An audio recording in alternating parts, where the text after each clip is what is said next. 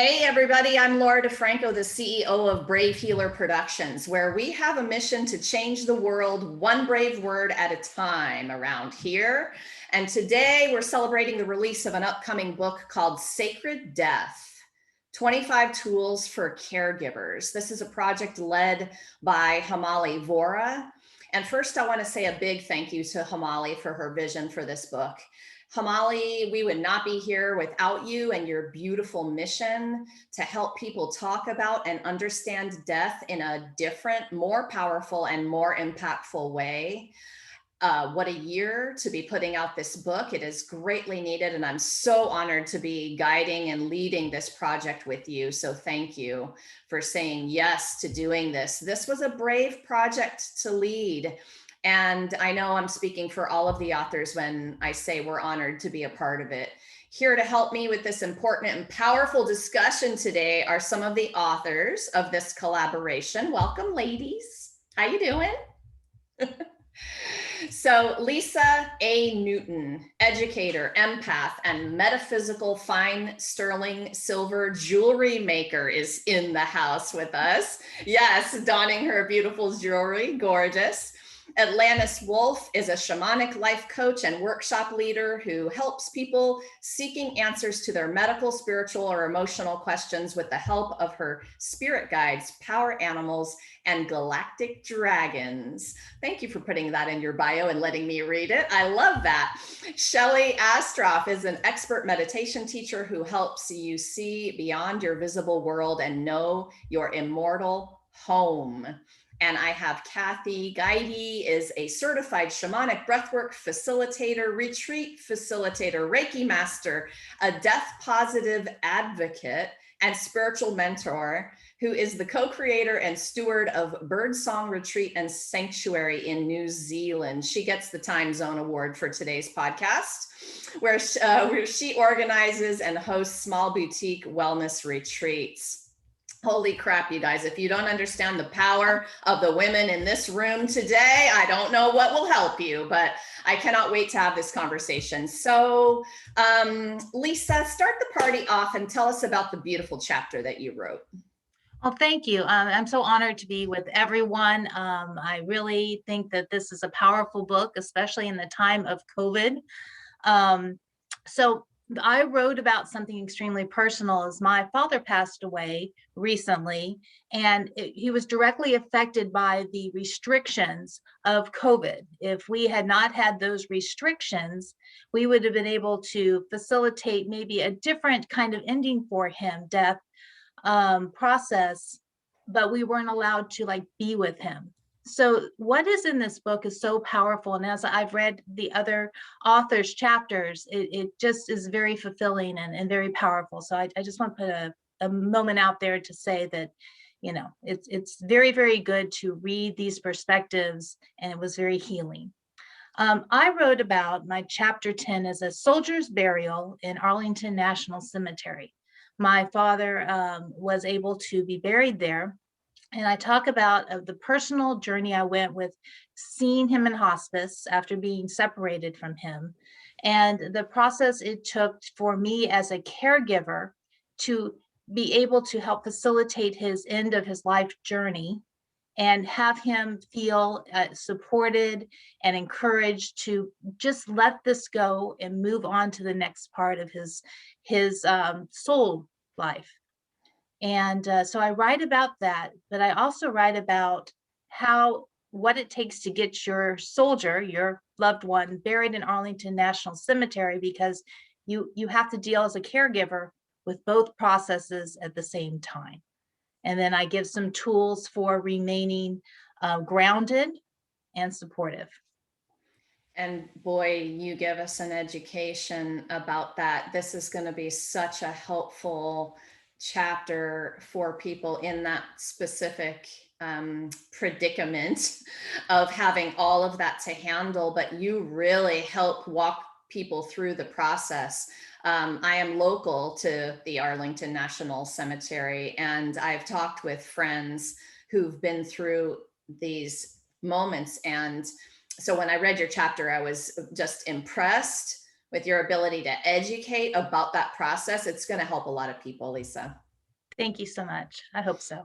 Yes. And I'm going to say just a quick thank you to all of you for stepping up. Your authentic stories are brave and amazing. And we get to really know you at another level. And it takes a little courage to write stories like that. But these books, at least my mission for them was to take the story and then transition the reader to an actual practical tool, an experience that they could have, something they could learn and something that they could do. And y'all did that so beautifully. So thank you. Thank you for that. Atlantis, talk to us about your beautiful chapter. So, good morning, Laura. Good morning, ladies. Thanks to Homali for kicking off the project. My chapter is chapter 5. It's called Pierce the Veil. And in my spiritual community, we talk about going through the curtain of death. So the veil is what you can't see, the spirit world on the other side. And my story is the context of all of the things that I experienced, being able to see through the veil for the first time in the context of my mother's death. So that was 12 years ago for me. Before then, I would say that I was a regular person with a regular job doing regular things in a cube. But her death, because I believe we were so close, really opened up the ability for me to look beyond just the physical world and into the spiritual world and see, feel, and hear things that are available to all of us. So after that experience, the tool that I wrote about is about teaching people to do just that, to go through the veil, to connect with their loved ones, to connect with spirits, whether it's a spirit of a person, it could be an animal, it could be a pet that died that you're still really close with. They could be dying or they could be already passed away. But it's the ability to take a practical approach and say, you can do this, and I can easily show you how to do it, and it's just practice. And it's not something that I believe is a gift. I think it's just a matter of imagining that connection, working with someone to walk you through it. And then as you practice it, it becomes easier and easier and easier, and you can do it on your own. I love that you're helping our listeners understand that everyone has access to that practice. And because I think I grew up looking at powerful healers in a particular way, and my mind would do something like, oh, I don't have those gifts. Only special people can do XYZ. And while we're all at different levels of everything, I do really believe what you said about that. And I think it's going to give people hope. What else do you want to say about that? I think that one of the biggest gifts from my mother's death was the fact that I felt incredibly fortunate that I could see her and feel her and talk to her. And I think too often a physical death, everyone feels completely cut off from that person, as if they're never going to be able to connect with them again. When in truth, any soul you're connected to, any spirit, any person that you're connected to, it's possible to connect to them, including your ancestors, your future ancestors. You can still connect with them, but it's just changing the dial. So instead of speaking in words, body to body, it's just learning how to speak spirit to spirit. And you always have that connection. So I think that the important thing is for people to understand, keep that connection, keep it alive, and practice connecting, and you'll be surprised at what you find. This is going to change the grief process for people. This is why this book is so powerful, and y'all will have so many different ways to hear about this subject and to feel hope about something maybe that you've never tried or even thought about. Again, I keep using the A words, amazing, awesome. Like I just can't help myself because of what is happening with this particular subject. Thank you, Atlantis. Shelley, I'm going to move to you next. Talk to me about your chapter. Thank you so much, Laura. And it's just an amazing opportunity for all of us to be here together to talk about this topic that people are not really wanting to talk about too often. And I want to thank Homali for being brave enough to step up and to put that forward. I wrote chapter 9, and it's called immortality is your true home, and meditation on the knower can get you there. And my journey with the life and death thought started with my grandmother. And I lived with her when I was young. And when she passed away, she had told me that that she would always take care of me, that she'd never leave me, and that even if I never saw her, I had to know that that was true. And I completely believed her, and I always felt her around me. So when her body passed, I felt that something didn't pass. There was something about her that remained alive, and it was the body that was no longer seen. And it wasn't until I was in my 20s, I started to meditate, and I met a teacher. And it was the next time that I felt that same sense that it was home. From my grandmother, I always felt that I was home. And when I had to move in with my family, I actually never really had that sense all those years. And when I met him, and my first meeting was in a photograph, and I just looked at it, and everything inside me knew that that was home, because what I was seeing was, as Atlantis was saying, beyond the veil, you could call it that. It was piercing through what is just known by our mind and senses. And then through meeting him and practicing this kind of meditation, I came to know that it's something that has a process, and you can learn that there is something inside that doesn't change, that doesn't die. And it doesn't die because it was never born. So we call that immortal. So what's born, what grows, what changes, and what dies is our mind, body, and senses. But there is that one, and we use the word in English, knower, that never dies, and everyone can get there. Thank you, Shelley. I love listening to you talk about this. I love the way that all of our voices matter in this subject, because somebody will need to hear it in exactly the way you have to describe this. And it's not a particularly easy subject to describe. We need lots of voices. And ladies, thank you for being some of the multiple voices that we have about this. Shelley, thank you. And thank you for zooming in from the Himalayas of India today. I love to brag about the global projects, right? Like New Zealand with Kathy, and India with Shelley, and the rest of the three of us are just in the US, I guess. I know. We're all over the US too, which is totally amazing. And I love you gals for showing up at these crazy times. So thank you. Kathy, talk to me about your chapter. Hi, Laura. First, I also want to just express my gratitude for being part of this project, and for the universe for conspiring to allow me to meet Hamali and join in. It's really been a remarkable journey. My chapter is chapter 11, and it's titled Conscious Dying, Staying Present, Aligned, and Connected Together. And I wrote my story about navigating my father's dying process back in 2012.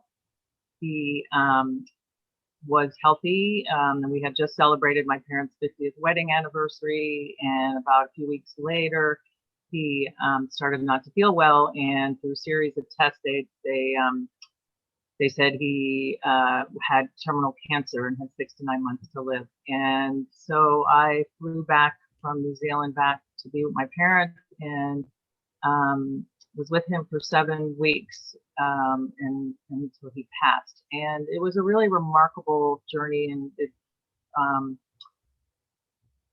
it was the entrance into my own trying to understand what consciousness was, and do we have actual choices in the dying process. And his journey and every step of the way, I always say, was a touch. I had many touched by God moments that showed me that there was something greater than us going on, and that he did and he was making these choices to what ended up to have a very beautiful and peaceful end of his life.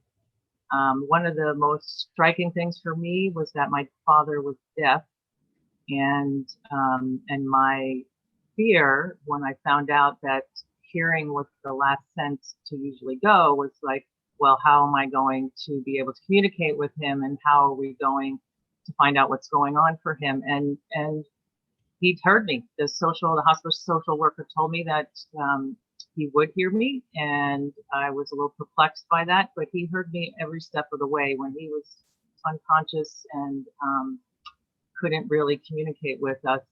He gave me signs, and I knew he was very present and there. I'm just smiling because it's a different kind of hearing, isn't it? Yeah. How would you explain that to somebody who may not understand it? It's I mean, I think that's part of my story, is to just show, to illustrate to people that, yeah, these things are true. What many people know now and understand. It's like hearing is, it's bigger than the human body. And if you're just present and you're with the person, we're doing some kind of communication. It's soul to soul, heart to heart. Yes, it's oh my goodness, a soul communication. I just wrote down, you had made it a question, and then I changed it a little bit, but you said, do we have choices in the dying process? And then I crossed off do. We have choices in the dying process. So I love to kind of pull out these little nuggets for people listening, these little hope nuggets and perspective shifters. Thank you, Kathy. So I'm going to be moving around to all of you with a few different kind of questions. And Atlantis, I'm going to start with you for this next one. Okay. So what do you remember about what you learned about death when you were growing up?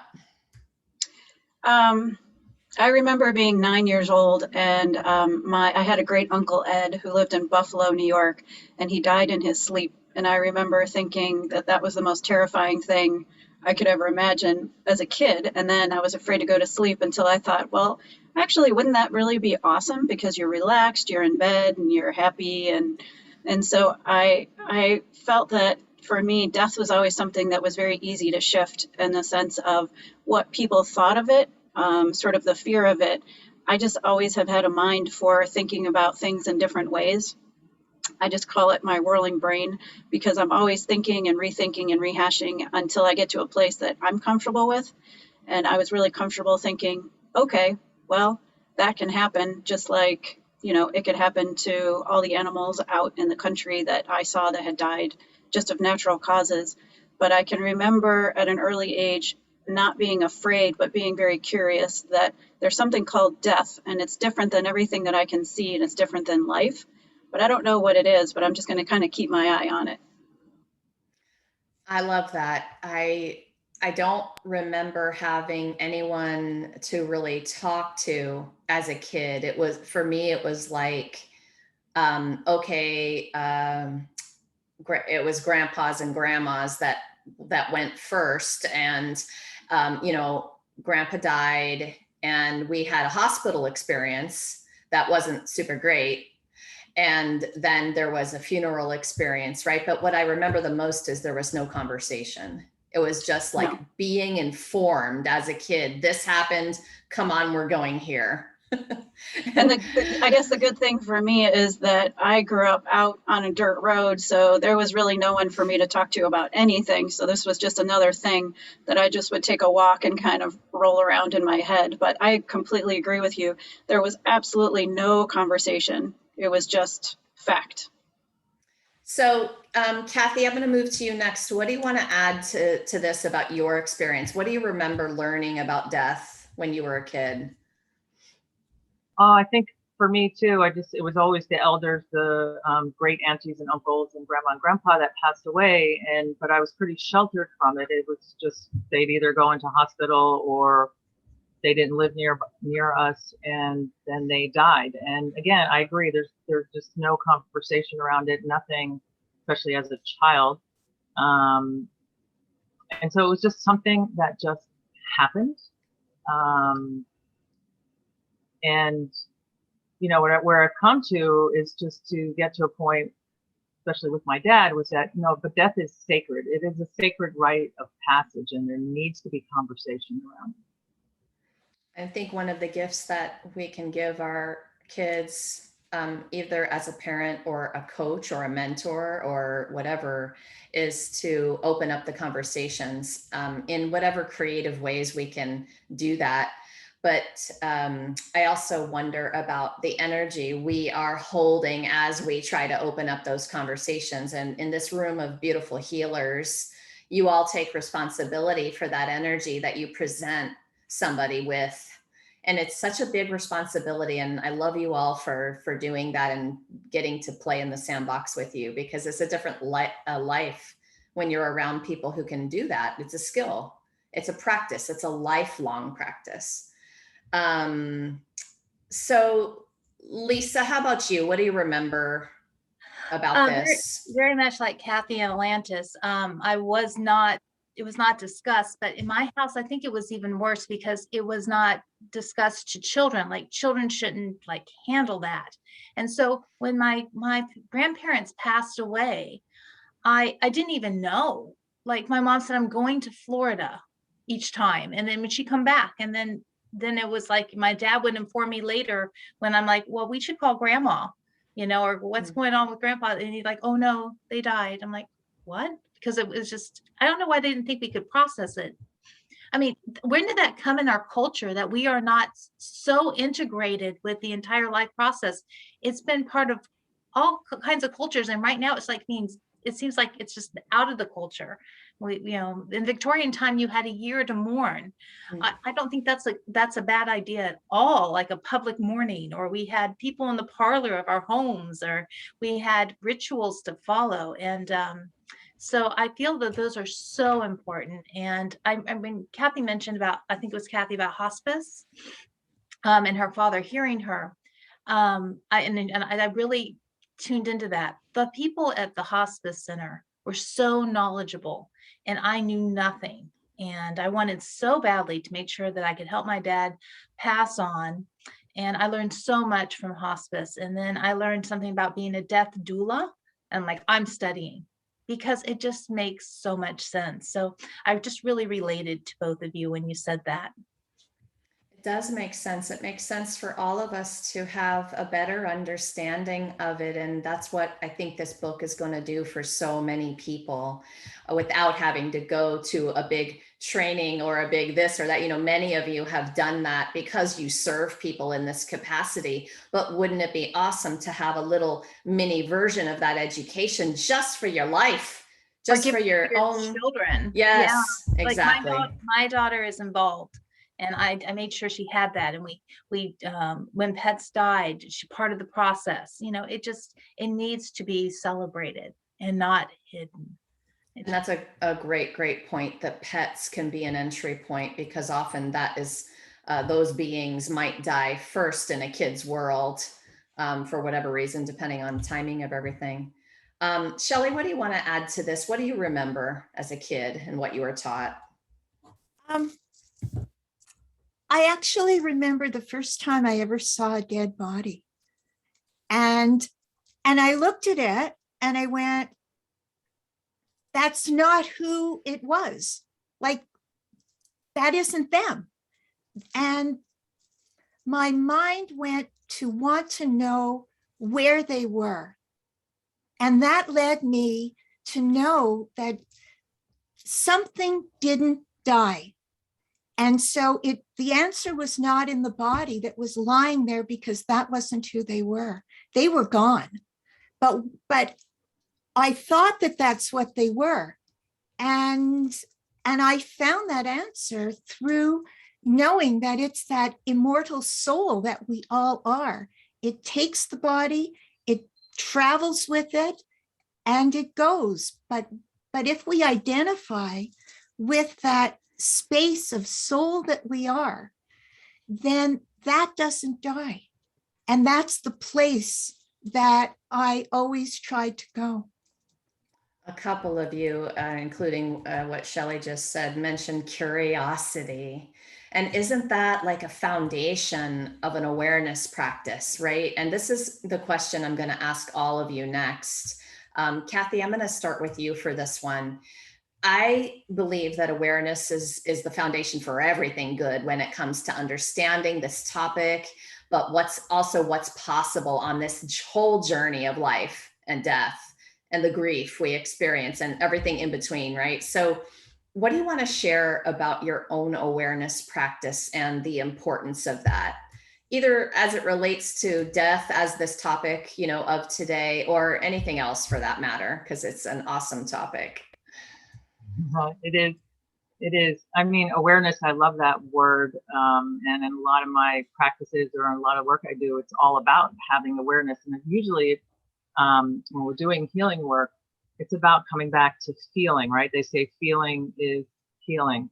You have to be able to feel. And in order to be able to feel, you have to have some sort of awareness of what's going on in your body. So whether you do a scanning process or you meditate and you meditate with points of awareness, whatever it is, or you just take a walk in nature and just quietly and really try to tune into how you feel. And once you understand and you can kind of name it and bring something to the forefront and actually speak into it, then that's usually when the first stages of the healing process can start. Feeling is healing, and awareness is about that feeling in all the different ways. Yes, yes, yes, yes.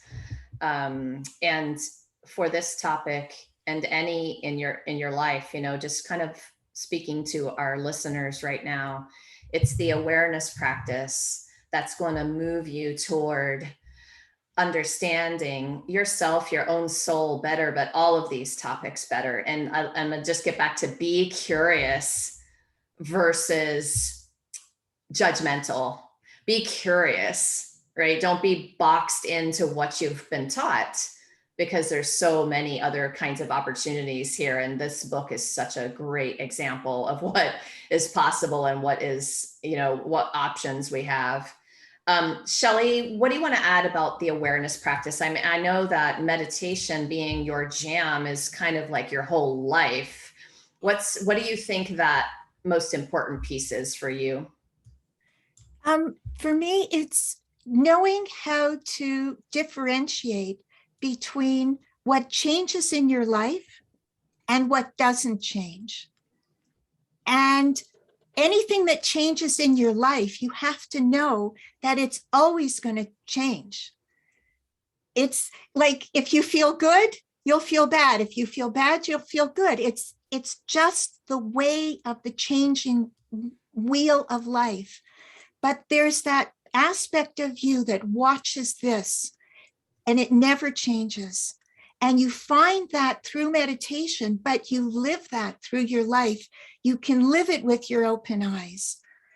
And I've just spent so many years doing that, and it has added a great joy to my life, because I came to know that my grief would take place only because of that which changes.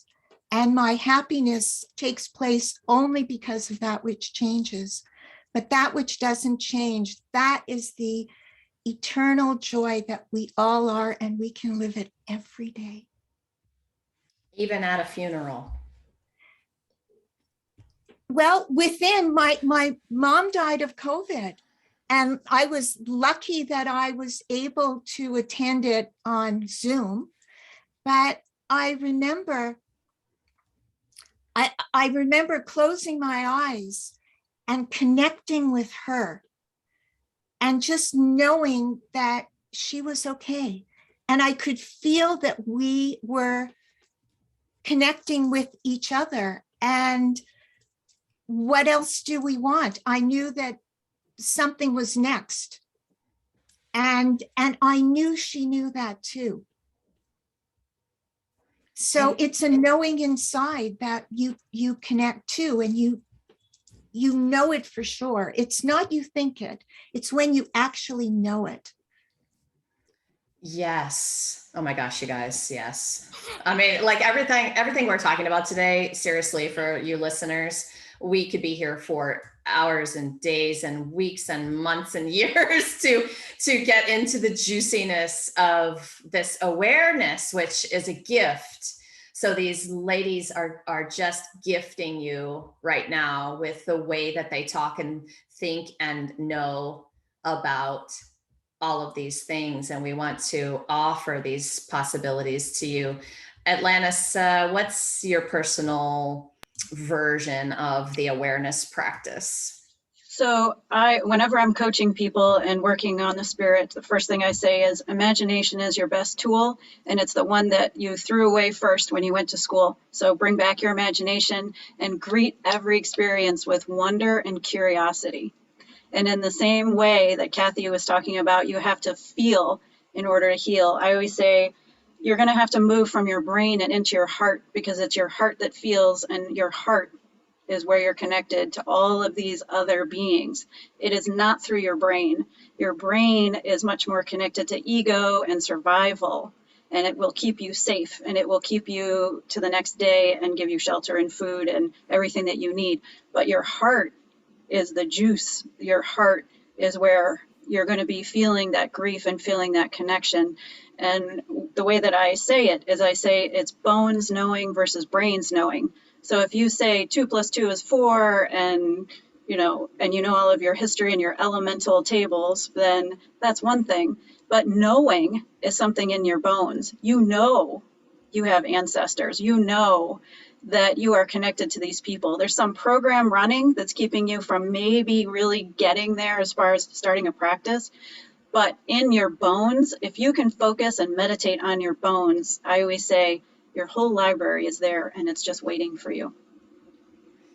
Y'all are so freaking amazing. Thank you, Atlantis. Lisa, talk to us about your practice of awareness. What's been important to you? First of all those words were perfect. They I'm just were. going to talk for a second about bridging.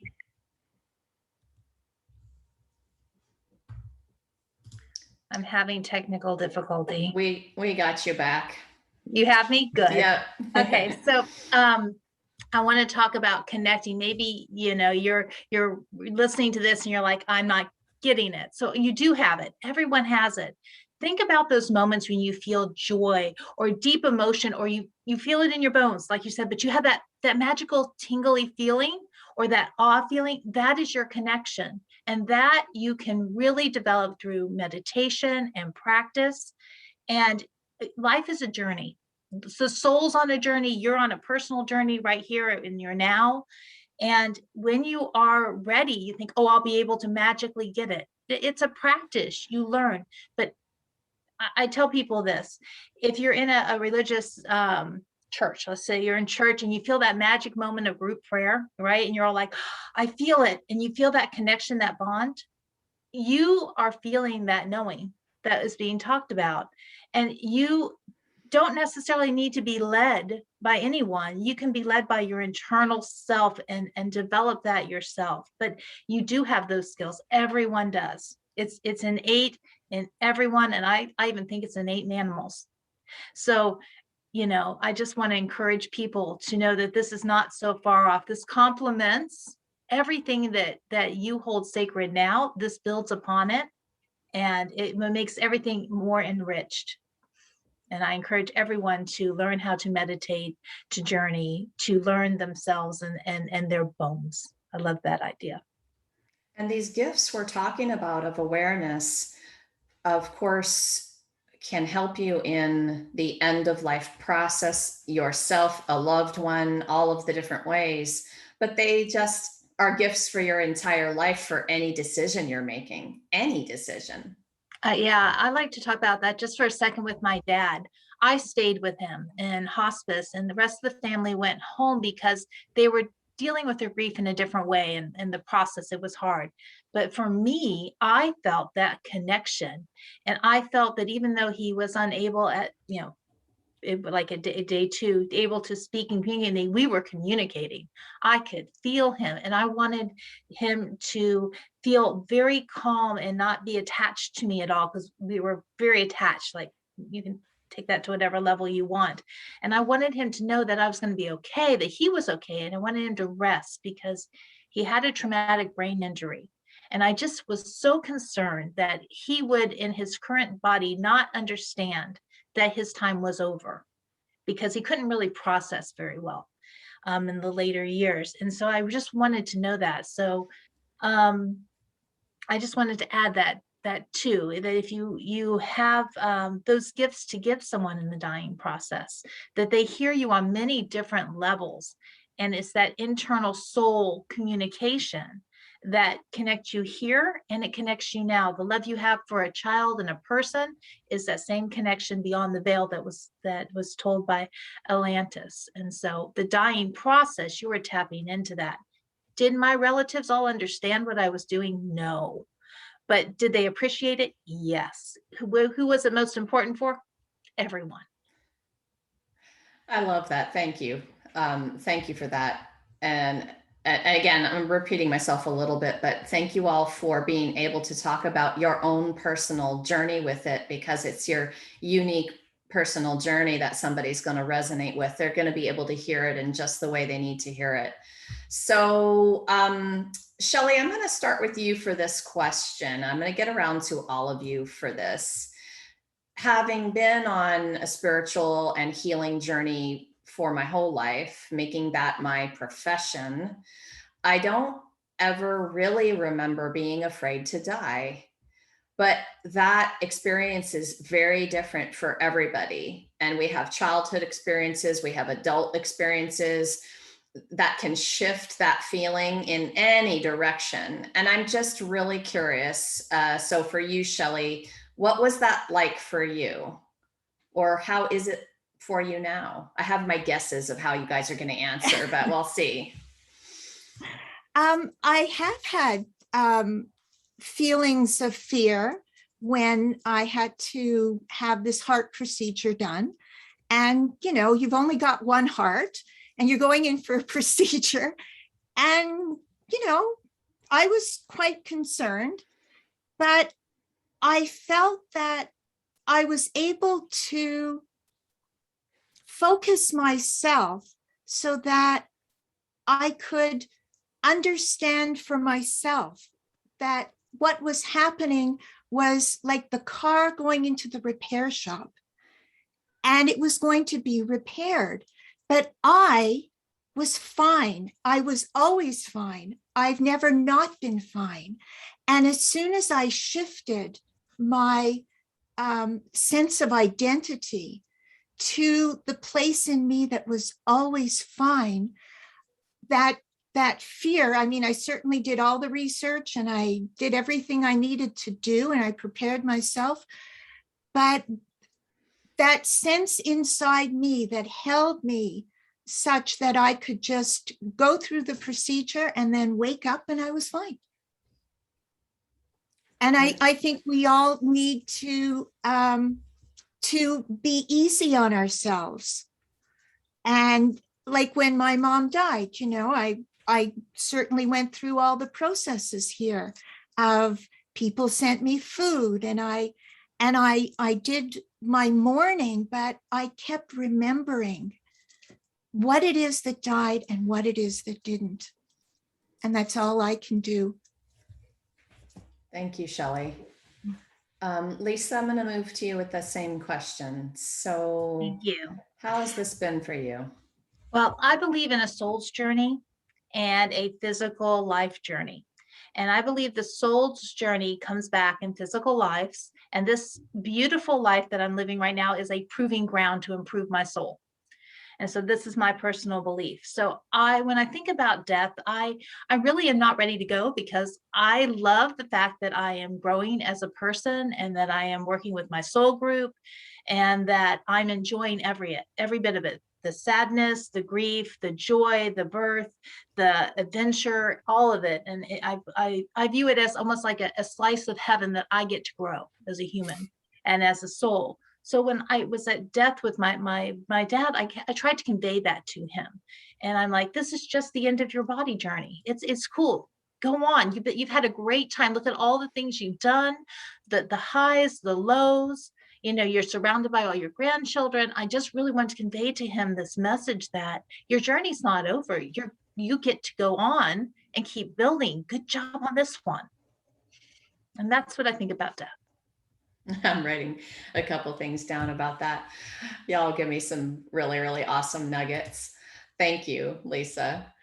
So Kathy, how about you for this topic? Fear of dying. This is something that I know hardly ever got talked about in my house. And I didn't really get taught much of anything except for, again, I'm, bringing my parents bringing me into situations and just saying, come on, we're going.